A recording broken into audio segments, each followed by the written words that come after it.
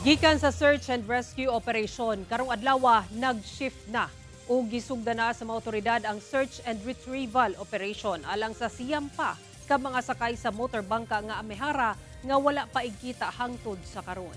Ang detalye sa live report ni Argil Relator. Argil.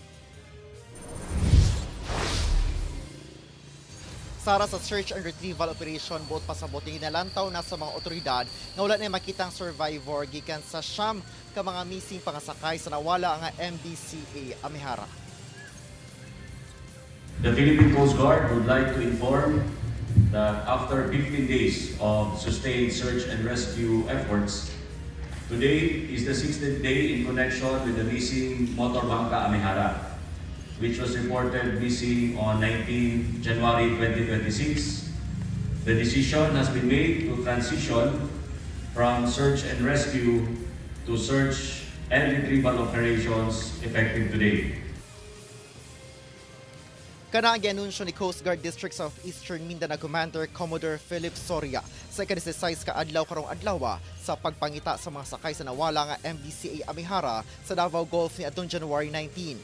Sa paningkamot sa pagpangita sa mga sakay, dunay usa ka survivor ug unom ka mga patayng lawas ang na-recover. Siyam ka mga sakay sa maong bangka lakip na dinha ang owner ug operator sa bangka nga si Ace Cortez ang pangitaon ug i-recover sa pagsugod sa search and retrieval operation. Human ang makuting evaluation sa tanang inkuha nga impormasyon ug nagapatigbabaw nga operational conditions nasuta nga ang probability of survival o ang tsansa nga doon na pay buhi kay dili na feasible o dili na mahimo pa.